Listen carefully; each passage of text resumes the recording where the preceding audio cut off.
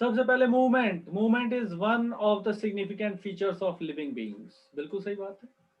Animals and plants exhibit a wide range of movement, ये भी सही बात है। लेकिन अब यहाँ पर क्वेश्चन का पॉइंट है, streaming of protoplasm in unicellular organism like amoeba. Streaming किस में होगी? अमीबा में होगी। सीलिया, फ्लैजिला और टेंटिकल्स की मूवमेंट, कहाँ सीलिया की, फ्लैजिला की और टेंटिकल्स की मूवमेंट दिखाई देगी? सर फ्लैजिला उसमें होता है प्लाज्मोडियम में। प्लाज्मोडियम में फ्लैजिला होता है। मूवमेंट के लिए क्या होता था वो? सीडोपोडियल मूवमेंट होती है वहां पर, प्लाज्मोडियम में क्यों होगा? सर एक निकला नहीं नहीं। यूग्लिना में होता है फ्लैजिला। ओ हाँ यूग्लिना, यूग्लिना। ट्रिपैनोसोमा में होता है, लिशमैनिया में होता है यूग्लिना, वो होता है फ्लैजिला। जियार्डिया में होता है फ्लैजिला। टेंटिकल्स किस में होते हैं? सर टेंटिकल्स तो हाइड्रा में होते हैं, टिनोफोरा में होते हैं, मोलस्क में होते हैं। अरे मैं समझ गया, पकड़ के रखते हैं रॉक से। सीलिया पैरामीशियम में होता है। Human being can move limbs, jaw, eyelid, tongue and some of the movements result in the change in place or location, इसको कहते हैं लोकोमोशन। रेस्पिरेटरी ट्रैक्ट वगैरह में। हाँ, अब हाथ ऐसे हिल रहा है लेकिन इससे मैं कहीं नहीं जा रहा हूँ, लेकिन पैरों की मूवमेंट से मैं एक जगह से दूसरी जगह जा सकता हूँ। तो पैरों की जो मूवमेंट है वो मुझे लोकोमोशन में हेल्प कर रही है। Walking, running, climbing, flying, swimming are all form of the locomotory movement. सर पैरों की मूवमेंट कैसे हो गई लोकोमोशन? पैर हिला रहे पैर से ही तो चल के जा रहे हैं हम। नहीं नहीं, पैरों की वो अच्छा मूवमेंट अच्छा। जिससे हम वही हैं वो कॉन्टैक्ट मूवमेंट ही फोर्सेस है। हुए ना। लेकिन पैरों की वो मूवमेंट जैसे हम एक जगह से दूसरी जगह जा रहे हैं वो लोकोमोशन हो गया प्रोसेस। ठीक। Locomotory structure need to not to be different from those affecting other type of movement. For example, paramecium में सीलिया मूवमेंट ऑफ फूड भी हेल्प करते हैं साइटोफेरिंक्स से, और लोकोमोशन में भी हेल्प करते हैं। कोई जरूरी नहीं है कि लोकोमोशन में जो होगा वो अदर मूवमेंट में पार्टिसिपेट नहीं करेगा, ऐसा कोई जरूरी नहीं है। Hydra can use it's tentacles for capturing its prey and also use them for locomotion. Hydra can use its tentacles for capturing its prey and also used for locomotion. We use limbs for changing body posture and locomotion. Cannot be studied separately. The two may be linked by stating that all locomotions are movement, but all movements are not locomotion. ठीक है, all locomotions are movements, क्योंकि movement से ही तो change in place हुआ है। तो locomotion जो है वो एक टाइप की मूवमेंट है, लेकिन हर मूवमेंट लोकोमोशन नहीं है। जैसे कि हर वर्टिब्रेट कॉर्डेट है लेकिन हर कॉर्डेट वर्टिब्रेट नहीं है।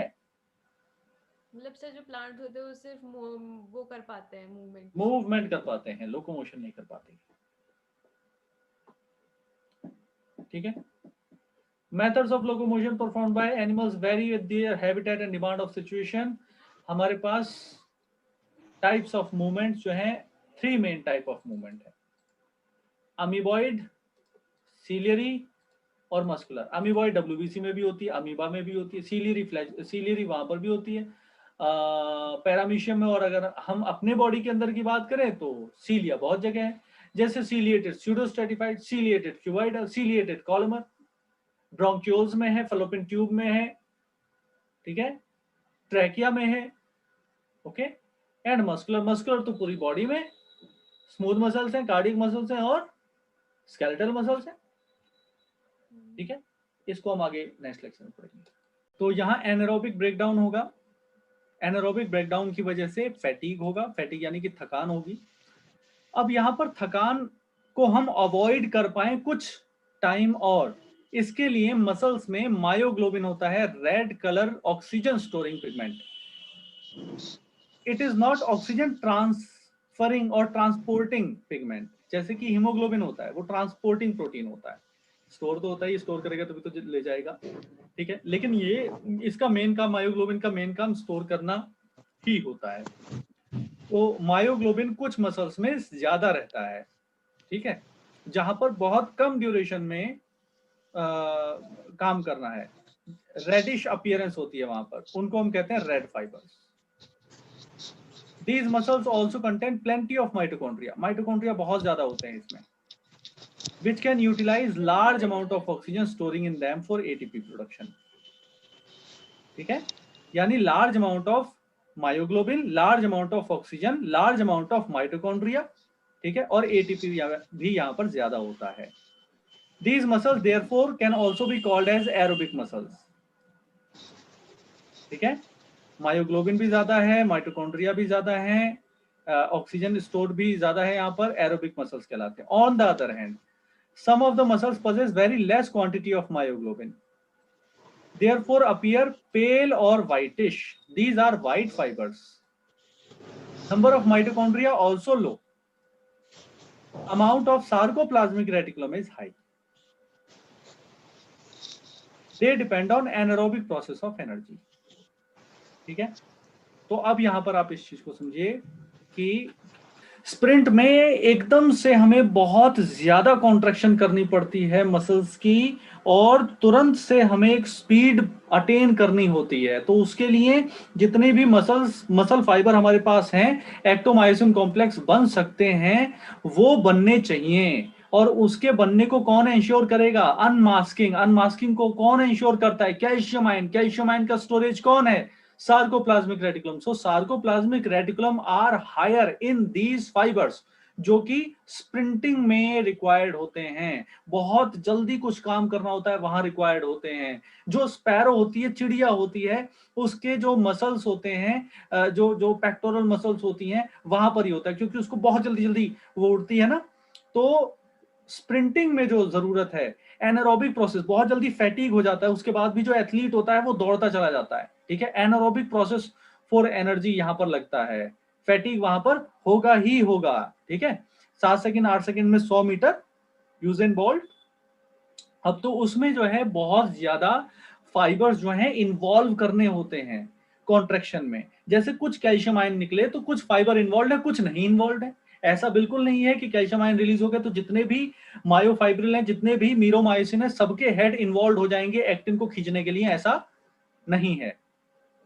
ठीक है, ऐसा बिल्कुल नहीं है कि जितने भी एक्टिन होंगे वो मायोसिन से बॉन्ड बना चुके होंगे, या एक्टोमायोसिन कॉम्प्लेक्स सारे मायोफाइब्रिल्स का बन चुका होगा, हर सार्कोमियर में बन चुका होगा, ऐसा बिल्कुल नहीं है। ठीक है, ज्यादा से ज्यादा मायोफाइब्रिल्स को अगर आप इन्वॉल्व करना चाहते हो प्रोसेस में, so you need more calcium ions, जो कि स्प्रिंटिंग की कंडीशन में होता है। ज्यादा से ज्यादा कैल्शियम आयन निकलते हैं सार्कोप्लाज्मिक रेटिकुलम ज्यादा होने की वजह से, और उसकी वजह से वहां पर सारे मतलब most of the myofibrils are involve in the process of muscle contraction, so that body को सपोर्ट कर पाए रनिंग करने के लिए। ठीक है, फास्ट रनिंग करने के लिए। But in case of what, in case of marathon, marathon में क्या होता है? एरोबिक है, धीरे धीरे धीरे धीरे भागना है, मल्टीपल किलोमीटर्स भागना है उन्हें। ठीक है, तो उसमें क्या होगा, जो सार्कोप्लाज्मिक रेटिकुलम है वो कम होगी, वहां पर इतनी ज्यादा कैल्शियम की क्या कहते हैं उसे, इमरजेंसी रिक्वायरमेंट नहीं है। ठीक है, एडवांस रिक्वायरमेंट नहीं है। वहां पर ऑक्सीजन चाहिए, वहां पर माइटोकॉन्ड्रिया चाहिए, वहां पर मायोग्लोबिन ज्यादा होगा, है ना। तो उसकी वजह से वहां पर जो मसल फाइबर्स होते हैं उनका वो रेड मसल फाइबर होते हैं। टाइप ऑफ मूवमेंट है हमारे पास अमीबॉइड, सीलियरी एंड मस्कुलर। इसके बाद मसल के 3 टाइप हैं, स्केलेटल, विसरल और कार्डियक। इसका हमने एक डिफरेंशिएटिंग चार्ट भी डिस्कस किया था। फिर मसल बंडल में फैसिकल्स होते हैं, और इन फैसिकल्स के ऊपर एक कनेक्टिव टिश्यू लेयर होती है जिसको कहते हैं फैशिया, या एपीमाइसियम भी बोलते हैं उसको। तो एपीमाइसियम, पेरीमाइसियम, एंडोमाइसियम एक हायर लेवल की बात है ये, कि सबसे ऊपर जो है इस मसल के ऊपर जो है ये एपीमाइसियम है, इसके चारों तरफ जो है वो पेरीमाइसियम है, और इसके चारों तरफ जो है वो एंडोमाइसियम होगा। अच्छा, ये सबसे ऊपर जो आप ऑरेंज वाला देख रहे हैं, ऑरेंज वाला जो देख रहे हैं, this is what, this is epimysium और फैशिया, सिंपली फैशिया और epimysium, number 1।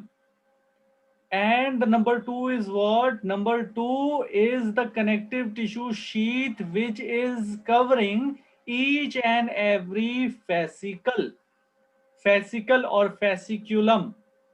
Okay, this is known as the perimysium, perimysium। Epi, peri, endo. Epi है ये ऑरेंज वाला जो पूरे मसल को कवर करके रखता है, एपीमाइसियम और फैशिया। आफ्टर दैट पेरीमाइसियम, जो पूरे फैसिक्यूलम को कवर करके रखेगा। एपीमाइसियम यहां पर हो गया, फिर पेरीमाइसियम यहां पर हो गया, आफ्टर दैट एंडोमाइसियम होगा यहां पर। एक मसल फाइबर के चारों तरफ, ये मसल फाइबर है, एक मसल फाइबर के चारों तरफ होगा। क्या सीक्वेंस होगा? AP, peri, endo. एंडो के नीचे क्या होगा? सार्कोलेमा। सार्कोलेमा के नीचे क्या होगा? Sarcoplasmic reticulum. उसके नीचे क्या होगा? मायोफाइब्रिल। उसमें क्या होगा? सार्कोमियर। उसमें क्या होगा? Actin myosin. एक्टिन में क्या होगा? ट्रोपोनिन, ट्रोपोमायोसिन और एफ एक्टिन। और मायोसिन में क्या होगा? मीरोमायोसिन। ऐसा हमने फिर एक्टिन और मायोसिन के बारे में पढ़ा कि थिन फिलामेंट और थिक फिलामेंट होते हैं। ओवरलैपिंग जोन की वजह से डार्क रीजन बनता है, और जो non overlapping region of myosin होता है उसी को एच जोन कहते हैं। बीच में एक एम मेम्ब्रेन होती है, मिटलशिबी बोलते हैं, एम फॉर मिटलशिबी। मिटलशिबी जर्मन वर्ड है जिसका मतलब होता है मिडिल, और जेड फॉर ज़्विशनशिबी जिसका मतलब होता है बाउंड्री। ये ठीक है। तो Z लाइन यहाँ, M लाइन यहाँ पर, और दो Z लाइन के बीच में जो जगह है इसको हम सार्कोमियर कहते हैं। आई बैंड आधा एक सार्कोमियर में, आधा दूसरे सार्कोमियर में होता है, तो हम कहेंगे half I band, full A band और हाफ आई बैंड होते हैं एक सार्कोमियर में। स्ट्रक्चर हमने पढ़ लिया, उसके बाद फिर हमने ये वाली साइकिल पढ़ ली, क्रॉस ब्रिज का फॉर्मेशन, एडीपी इनऑर्गेनिक फॉस्फेट का रिलीज, एटीपी से बाइंडिंग, एक्टोमायोसिन कॉम्प्लेक्स का टूटना, एटीपी का हाइड्रोलिसिस, एक्टोमायोसिन कॉम्प्लेक्स का बनना, एटीपी और उसके बाद फिर पुलिंग एक्शन, एडीपी और इनऑर्गेनिक फॉस्फेट का रिलीज। एक्टोमायोसिन कॉम्प्लेक्स बना हुआ है, एटीपी बाइंड होते ही एक्टोमायोसिन कॉम्प्लेक्स टूटेगा। इसके बाद एटीपी के हाइड्रोलिसिस से एनर्जी स्टोर हो जाएगी, कैल्शियम आयन की वजह से अनमास्क साइट है, क्रॉस ब्रिज बनेगा, पुलिंग एक्शन होगा, एडीपी इनऑर्गेनिक फॉस्फेट रिलीज होगा, एक्टोमायोसिन कॉम्प्लेक्स बना हुआ है, मसल कॉन्ट्रैक्ट होगी। इसके बाद एटीपी जैसे ही बाइंड होता है एक्टोमायोसिन कॉम्प्लेक्स टूटेगा, हाइड्रोलिसिस होगा, एनर्जी स्टोर हो जाएगी, कैल्शियम आयन अगर अभी भी अवेलेबल है तो ये चीज रिपीट होती जाएगी। ठीक है। इसके बाद हमने रेड और व्हाइट मसल फाइबर के बारे में पढ़ लिया। रेड मसल फाइबर में माइटोकॉन्ड्रिया ज्यादा, ऑक्सीजन ज्यादा, मायोग्लोबिन ज्यादा, सार्कोप्लाज्मिक रेटिकुलम कम। और यहां पर व्हाइट मसल फाइबर या एनारोबिक मसल फाइबर की बात कर रहे हैं, तो यहां पर स्प्रिंट वाले हैं ये, यहां पर माइटोकॉन्ड्रिया कम, ऑक्सीजन कम, मायोग्लोबिन कम, सार्कोप्लाज्मिक रेटिकुलम ज्यादा, फैटीग ज्यादा। बिल्कुल। Consist of a framework of bones and few cartilages, यानी कि स्केलेटल सिस्टम में हम क्या पढ़ने जा रहे हैं? बोन और cartilages. Significant role in movement shown by the body, जो हमारी बॉडी मूवमेंट करती है उसमें स्केलेटल सिस्टम का बहुत इंपॉर्टेंट रोल है, क्योंकि bones provide attachment for the muscles. ऐसा क्यों है? Because bones provide attachment to the muscle. Imagine chewing food without jaw bones and walking around without the limb bones, है ना? अगर जॉ बोन्स नहीं होंगी तो च्यू कैसे करेंगे? हम नहीं कर सकते, वॉक नहीं कर सकते अगर लिम्ब बोन्स ना हो। और ऐसा नहीं है कि अगर मसल नहीं होंगी तो हम मूव कर पाएंगे या च्यू कर पाएंगे, ऐसा भी नहीं है। इसलिए इसको हम कहते हैं मस्कुलोस्केलेटल सिस्टम। दोनों ही इंट्रिकेटली अरेंज्ड हैं बॉडी में। तो बोन और कार्टिलेज स्पेशलाइज्ड टाइप के कनेक्टिव टिश्यू होते हैं एनिमल टिश्यू, रिकॉल कीजिए। और बोन और कार्टिलेज में डिफरेंस क्या होता है? बोन में very hard matrix due to calcium salts, जबकि कार्टिलेज में केवल कैल्सिफाइड कार्टिलेज में कैल्शियम आयंस होते हैं, हर टाइप के कार्टिलेज में नहीं होते। ठीक है। इसमें स्लाइटली प्लायबल यानी कि कंप्रेसिबल होता है, क्योंकि यहाँ पर कॉन्ड्रोटिन सॉल्ट होते हैं। कॉन्ड्रोटिन हेट्रोपॉलीसैकेराइड्स होते हैं बेटा, कॉन्ड्रोटिन सल्फेट। कॉन्ड्रोटिन सल्फेट जो है ये एक हेट्रोपॉलीसैकेराइड होता है, और इसके सॉल्ट्स प्रेजेंट होते हैं, तो स्लाइटली प्लायबल मैट्रिक्स होता है, कंप्रेसिबल होता है।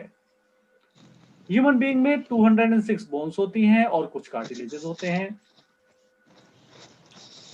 It is grouped into two principal division, axial और अपेंडिकुलर स्केलेटन। ठीक है।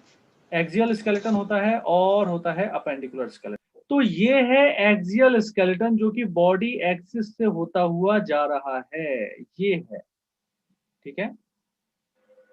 तो इसमें क्या आएगा, स्कल आएगा, और स्कल के अलावा यहाँ पर क्या आएगा, वर्टिब्रल कॉलम आएगी पीछे की तरफ, यानी कि यहाँ पर, ओके, वर्टिब्रल कॉलम आएगी, और उसके बाद इसमें और क्या आएगा, रिब केज आएगा, ठीक है। ये जो रिब्स हैं, रिब केज आएगा। यहाँ पर कार्टिलेजेस हटाए हुए हैं, इसलिए आपको दिख रहा होगा कि ये जो रिब्स हैं ये अटैच्ड नहीं है यहाँ से, है ना, ऐसा दिख रहा होगा आपको। ऐसा नहीं होता है, यहाँ से कोस्टल कार्टिलेज से अटैच होते हैं। ये क्या बोन है, दिस इज स्टर्नम, ठीक है, ये स्टर्नम है। अच्छा, तो एक्सियल स्केलेटन ये हो गया। इसके बाद अपेंडिकुलर स्केलेटन में क्या क्या आ जाता है, जो कि लेटरल लाइन पे है, यहाँ और यहाँ है। तो यहाँ पर हमारे पास लिम्ब बोन्स आ जाती हैं, ठीक है, और इसके साथ ही साथ यहाँ पर आ जाता है हमारे पास गर्डल बोन्स। गर्डल बोन्स कौन सी, जो कि इन लिम्ब्स को एक्सियल स्केलेटन से अटैच करती हैं। तो आप देख रहे हो ये जो स्कैपुला है और क्लेविकल है, स्कैपुला पीछे की तरफ से और क्लेविकल आगे की तरफ से, इससे स्टर्नम से यहां से अटैच करती है, किसको, इसको, ह्यूमरस को, ठीक है ना, ओके। ऐसे यहां पर भी। और अगर हम ऊपर की बात कर लें तो यहाँ पे ये जो पेल्विक गर्डल है, पेल्विक गर्डल की हेल्प से, इस पेल्विक गर्डल की हेल्प से ये जो बोन्स हैं ये किससे अटैच हो पा रही हैं, वर्टिब्रल कॉलम से, ठीक है। तो ये भी हो गए गर्डल, ठीक है। तो इस टाइप से पेल्विक गर्डल और पेक्टोरल गर्डल, ये दो गर्डल बोन्स, ये दो टाइप की गर्डल बोन्स और दो लिम्ब बोन्स, चार ये लिम्ब्स, ठीक है, ये बनाते हैं pectoral girdle. Is this clear? Fat percentage का एक पैरामीटर होता है कि बॉडी में ज्यादा फैट नहीं है, ठीक है, ब्यूटी बोन भी बोलते हैं उसको। अच्छा, तो यहां पर हम बात कर रहे हैं क्रेनियम की, ठीक है। तो क्रेनियम में सबसे पहले ये हमारे पास फ्रंटल बोन हो गई। फ्रंटल बोन के बाद दिस इज स्फिनॉइड। स्फिनॉइड एक ऐसी बोन है जो आपको इस तरफ भी दिख रही होगी और इधर भी दिख रही है, ठीक है। तो फ्रंटल बोन तो बहुत ही इजी है, देखना ये जो ग्रीन एरिया है सारा, जो कि हमारे ऑर्बिटल रीजन का भी पार्ट है। और ये जो ऑर्बिट्स हैं, ऑर्बिट्स की रूफिंग कर रहा है, देख रहे हो ना आप कैसे, ठीक है। अच्छा, और ये जो स्फिनॉइड बोन है इसका इतना पोर्शन यहां पर दिख रहा है। जनरली स्टूडेंट सोचते हैं कि यहां पर ये सारा रीजन जो है वो टेम्पोरल बोन का है, टेम्पोरल बोन का नहीं है, टेम्पोरल बोन का इतना ही रीजन है, ठीक है, टेम्पोरल बोन का इतना ही रीजन है, ओके। दोबारा देख लो, यहां पर टेम्पोरल बोन का ये रीजन है। स्फिनॉइड बोन कहां कहां प्रेजेंट है, स्फिनॉइड प्रेजेंट है फ्रंटल, पैराइटल और टेम्पोरल के बीच में। इसको हम आइसोलेट करके देखें तो ये इस टाइप से एक बटरफ्लाई शेप्ड बोन दिखती है हमें, ठीक है, जिसके लोअर प्रोसेसेस भी हैं, ठीक है, इंफीरियर प्रोसेसेस जिनको हम बोलते हैं।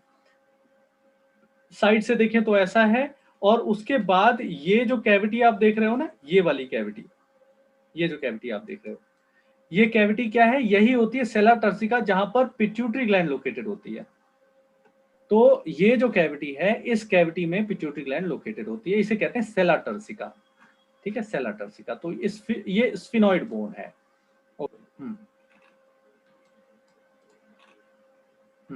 तो फ्रंटल हो गई, स्फिनॉइड हो गई, टेम्पोरल हो गई, पैराइटल हो गई, ठीक है। इसके बाद है यहाँ पर ऑक्सीपिटल बोन, ठीक है। और आप इन सभी बोन्स के बीच में ये देख पा रहे होंगे कि ये किस टाइप का अटैचमेंट है। अटैचमेंट कैसा, इसको कहते हैं सूचर्स। इसको क्या कहते हैं, सूचर्स। सूचरिंग हो रखी है यहाँ पर, ठीक है। सूचर्स क्या होते हैं, जैसे टांके लगाते हैं ना जब, ओके, जैसे सिलते हैं जब, ओके, तो वो सूचरिंग होती है। तो यहाँ पर इस तरीके से यहाँ पर इंटरडिजिटेशन टाइप है क्रेनियल बोन्स में आपस में, जिसको हम एक टाइप का फाइब्रस जॉइंट भी बोलते हैं या इमूवेबल जॉइंट भी बोलते हैं, ठीक है। क्या बोलते हैं, ये जो है ये क्या है, फाइब्रस है ना, फाइब्रस जॉइंट है, या इसको और क्या बोलते हैं, इमूवेबल, ठीक है, इमूवेबल। तो अब यहाँ देखें एक्सियल स्केलेटन में 80 बोन्स होती हैं और distributed along the main axis of the body. इसमें क्या क्या आएगा, स्कल आएगा, वर्टिब्रल कॉलम आएगा, स्टर्नम आएगा और रिब्स होंगी। तो स्कल को अगर आप यहां पर देखो तो अभी जो हमने डायग्राम देखा उसमें फ्रंटल बोन देखी हमने, यस फ्रंटल बोन देख ली, पैराइटल बोन देखी, टेम्पोरल बोन देखी हमने, ऑक्सीपिटल बोन देखी और हमने स्फिनॉइड बोन देख ली। ठीक है, अभी हम दोबारा से जब देखेंगे तो आप ध्यान देना ऑक्सीपिटल कॉन्डाइल पे। ये ऑक्सीपिटल कॉन्डाइल ऑक्सीपिटल बोन के दो प्रोसेसेस होते हैं जहां पर हमारी फर्स्ट वर्टिब्री अटैच होती है, फर्स्ट वर्टिब्रा अटैच होती है। ऑक्सीपिटल कॉन्डाइल, कॉन्डाइल यानी कि दो प्रोट्रूजन होते हैं ऑक्सीपिटल बोन के नीचे की तरफ, और एक होल होता है जहां से हमारा ब्रेन स्टेम बाहर निकलता है, मेडुला ऑब्लोंगेटा स्पाइनल कॉर्ड बनाते हुए बाहर निकलता है, उसको हम कहते हैं foramen magnum, the largest foramen of our body. Sphenoid ये रहा। ठीक है, आगे हमारे पास jaw bone, upper jaw bone को हम मैक्सिला कहते हैं, लोअर जॉ बोन को हम मैंडिबल कहते हैं। मैक्सिला बेटा दो होती हैं, नोज के इधर एक, नोज के इस तरफ, राइट और लेफ्ट साइड में एक एक होती हैं, तो मैक्सिला दो हो गई, मैक्सिला दो है, मैंडिबल एक है।